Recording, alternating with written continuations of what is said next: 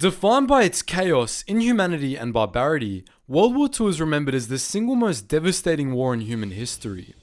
Despite the horrific nature of these wars often bringing out the worst in a man, it also has the ability to bring out the best in a man, hence the various awards and medals handed out to different men for their courage, honor, and bravery whilst in battle. In today's video, we have the pleasure of talking about one such man, a pilot by the name of William R. Lawley, who earned a Medal of Honor through his downright heroic actions in the cockpit.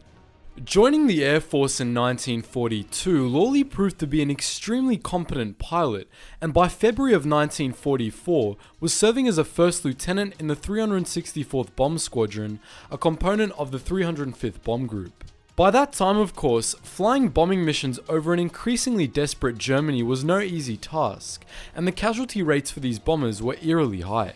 Often, if a bomber was to be hit, you could expect multiple casualties on board, which is why each member of the crew had to be trained in a secondary role in case the man in that primary role was killed or wounded in action. That said, however, when a plane was hit, it either exploded on impact or was severely crippled to the point where no sane pilot would believe it to be salvageable. The remaining healthy members of the crew would then bail out and usually spend their remaining days in an enemy prisoner of war camp.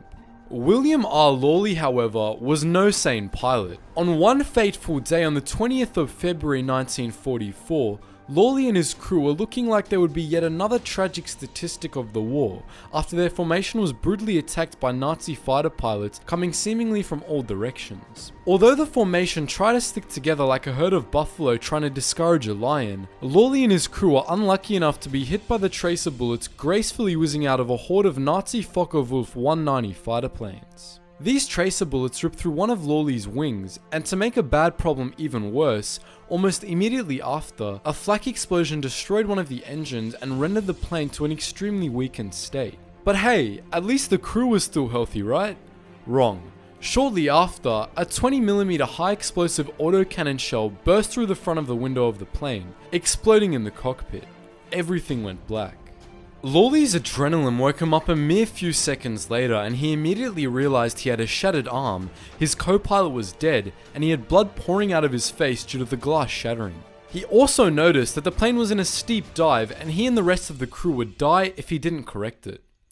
Amazingly, despite the shock, injuries, and context of the situation, Lawley took everything in stride and deeply focused on the task at hand. With one working arm, the pilot managed to pull the 15-ton bomber out of a 90-degree nose-first dive, as well as shut down a second burning engine. The German pilots, however, were not done with him and circled around the crippled plane to secure the kill, but they were unable to as Lawley miraculously evaded them and somehow escaped the bomber kill zone over Leipzig. It should also be noted that the crew was radioed as killed in action by their fellow bombers, with none of them thinking it was possible to survive a hit like that, and rightfully so. Anyways, back to our hero pilot, and after he had a bit of room to breathe and process what had just happened, he learned that all 8 crewmen were wounded in the attack and 2 were so seriously injured that they couldn't possibly bail out of the plane at the time. Lawley, instead of doing what was mathematically the safer and more callous option, which was to jump out of the plane with his healthy crewmen, decided to try pilot the disabled bomber all the way home.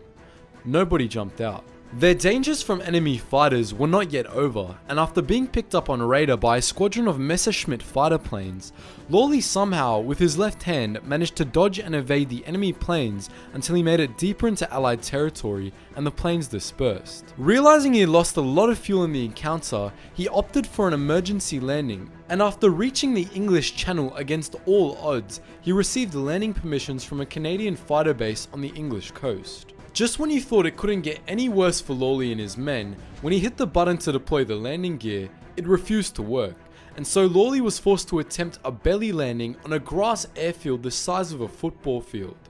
He did it, walked out of the wreckage, passed out from blood loss thereafter, and then spent several weeks in hospital recovering before going on to pilot 4 more missions before the war was over. Every member of his crew who was alive for the entire ordeal survived it, and if that isn't the most badass piloting story you've ever heard, I don't know what is. As per usual guys, leave your thoughts in the comments section below, And let me know if any of your relatives were fighter pilots or did anything to do with planes. I'm always interested in reading stories of our forefathers, so make sure you leave that in the comment section below.